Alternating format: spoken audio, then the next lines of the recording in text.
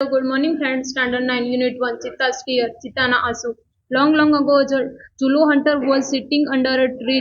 ખૂબ લાંબા સમયથી એક ઝાડ નીચે જુલુ નામનો જુલુ શિકારી બેઠો હતો. His name was Eddie. તેનું નામ એડી હતું. He saw a large herd of deer grazing in the lush green meadow. લીલાછમ ઘાસના મેદાનમાં ખૂબ મોટો હરણોનું ટોળું ચરી રહ્યું હતું. He said to himself, તેને તેની જાતને કહ્યું, these deer are really wonderful, but I have to run a lot to catch one of them. આ હરણો ખૂબ જ અદ્ભુત છે, પરંતુ એકને પકડવા માટે મારે ખૂબ જ દોડવું પડશે. Can't there be an easy way to get one? શું એકને મેળવવા માટે કોઈ સરળ રસ્તો ના હોઈ શકે? Suddenly, અચાનક, he saw a female cheetah crawling silently closer to the grazing animal. તે ફિમેલ ચિત્તાએ પેટે સરકીને ચરતા એનિમલ્સને જોયા.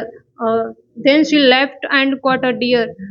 તેને કૂદકો ભર્યો અને એક હરણને પકડ્યું. After some time, her two young cubs come out of the bush.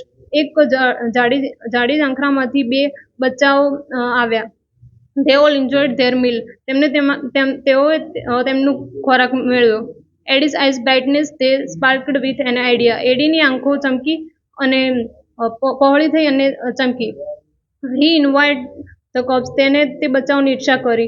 Can I be lucky as these beautiful cubs? શું હું પણ તે સુંદર બચ્ચાઓ જેવો લકી ના હોઈ શકું? They got their food without any effort. કોઈ પણ પ્રયત્ન કર્યા વગર તેઓ તેમનો ખોરાક મેળવ્યો. Can I have a hunter like their mother? શું મારી પાસે પણ તે માતા જેવો કોઈ શિકારી ના હોઈ શકે? She thought, તેને વિચાર્યું. He decided to catch a young cub and train it to hunt for him. તેને એક બચ્ચાને પકડી અને તેને ટ્રેનિંગ આપવાનું વિચાર્યું. Then I shall only say, ત્યારે હું માત્ર એટલું જ કહીશ, oh my dear, go and kill a deer for me. જા અને મારા માટે એક હરણ મારી લાવ. My life will be very comfortable then. પછી મારી લાઈફ ખૂબ જ આરામદાયક બની જશે. He was quite pleased with an own idea. તે તેના પોતાના વિચારથી ખૂબ જ ખુશ હતો. He decided to follow cubs and steal one. તેને તે બચ્ચાઓને અનુસરી અને એકને પકડવાનું નક્કી કર્યું. From his experience, તેના અનુભવ સાથે. Eddie knew that a cheetahs never attack a man. એડી જાણતો હતો કે ચિત્તા માણસો ઉપર અટેક કરતા નથી. Therefore, તેથી it was safe to steal a cub. તેથી તે બચ્ચાને ચોરવાનું તેના માટે સલામત રહેશે. He followed the cheetah's family till evening. તેને સાંજ સુધી ચિત્તાની ફેમિલીને અનુસરી. At the sunset, સૂર્યાસ્ત સમયે, the mother cheetah hid her cubs in a thick bush and left for a stream. Mother ચિત્તા તેના બચ્ચાને જાડી ઝાંખરામાં સંતાડ્યા અને તે પાણીની શોધમાં નીકળી. ક્વિકલી, તરત જ. The hunter picked up in the net. શિકારીએ તેને નેટને પકડી અને she spear and run into the bush. અને તે જાડી ઝાંખરા તરફ દોડ્યો. He saw two tiny cubs. તેને બે નાના બચ્ચાઓને જોયા. They looked at him with their bright eyes. તે તેમની તેજસ્વી આંખોથી તેમના તરફ જોતા હતા. They were too young to run away. તે એટલા નાના હતા કે તે દોડી શકે તેમ નહોતા. Eddie threw the net over them and the cubs were caught. ADA તે નેટને તેમના તરફ ફેંકી અને તે બચ્ચા તેમાં પકડાઈ ગયા.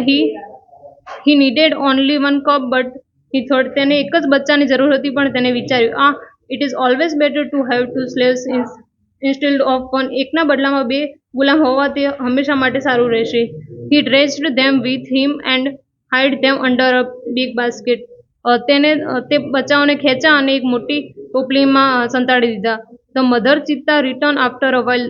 એ સમયે મધર ચિત્તા પરત આવી. She did not find her cubs. તેને તેના બચ્ચાઓને જોયા નહીં. She looked all around. તેને બધી બાજુ જોયું. First of all, she became angry and jumped wildly. પહેલા તો તે ખૂબ ગુસ્સે થઈ અને પછી જંગલી રીતે કૂદકા ભર્યા. She sniped all around. તેને બધી બાજુ સૂંઘ્યું. But alas, પરંતુ અફસોસ, she could not find her dear babies. તે તેના બચ્ચાને શોધી શકી નહીં. At last, છેલ્લે, she became sad and started crying. પછી તે નિરાશ થઈ અને રડવાનું ચાલુ કર્યું. She cried and cried so for a whole night till the next evening. તે આખી રાત અને સાંજ સુધી રડ્યા જ કરી. She cried and cried until her turns made dark stains down her cheeks. તેના ગાલ નીચે કાળા ડાઘા ના પડ્યા ત્યાં સુધી તે રડ્યા જ કરી. She was still weeping. તેને હજુ સુધી પણ રડવાનું ચાલુ હતું. At night, the mother cheetah cried so loudly that she was heard by a wishman living village. તે રાતે એટલી જોરથી રડી કે તે ગામમાં રહેતા ડાયા માણસને તેને સાંભળવામાં આવી. The old man understood what had happened. તે વૃદ્ધ માણસ સમજી ગયો કે શું થયું છે. He immediately took his strong club and come out of his hut. તે તરત જ તેનો મજબૂત ધોકો ઉપાડ્યો અને તે ઝૂંપડીની બહાર આવી ગયો. This old man Shano was very wise. તે વૃદ્ધ માણસ શાનો ખૂબ જ સમજદાર હતો. She loved animals and knew all about them. તે પ્રાણીઓને પ્રેમ કરતો હતો અને તેમના વિશે બધું જાણતો હતો. When Shano found out the hidden cubs. જ્યારે તે શાનોએ તે સંતાડેલા બચ્ચાને જોયા, he knew that it was Eddie's wicked idea. તેને ખબર પડી ગઈ કે આ એડીનો પાપી આઈડિયા હશે. He got angry with Eddie. તે એડી સાથે ગુસ્સે થયો. He rushed to the hut and shouted. તે ઝૂંપડી તરફ દોડ્યો અને બૂમો પાડી, આઈ હેટ યુ એડી. હું તને ધિક્કારું છું Eddie. Everybody of our tribes will hate you. આપણી જાતિના બધા જ લોકો તને નફરત કરશે. Because you are lazy and wicked too. કારણ કે તું ખૂબ આળસુ અને નિર્દય છે. He know that a hunter must hunt with his own strength and skill. આપણે બધા જાણીએ છીએ કે એક શિકારીએ પોતાની તાકાત અને આવડતથી શિકાર કરવો જોઈએ. But you are a lazy hunter. પરંતુ તું ખૂબ જ આળસુ શિકારી છે. You are a thief. તું એક ચોર છે. You have broken the rules of our tribes. તે આપણી જાતિના બધા જ રૂલ્સ તોડી નાખ્યા છે. You have put dishonour of our bull tribe. તે આપણી જાતિને અપમાનિત કરી છે. All the members of the hunter tribes got together. આપણી જાતિના બધા જ લોકો ભેગા થયા. તે decide to drive away Eddie's from their village forever. એડીને હંમેશા માટે તેમના ગામમાંથી કાઢી મૂકવાનું તેઓએ નક્કી કર્યું. Shano took the cubs on his shoulders and return them their mother.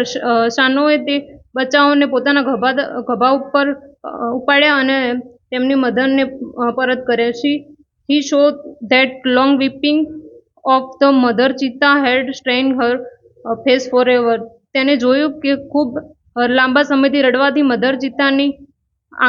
Mother ચિત્તાના face ઉપર ખૂબ કાળા ડાઘા હંમેશા માટે પડી ગયા હતા.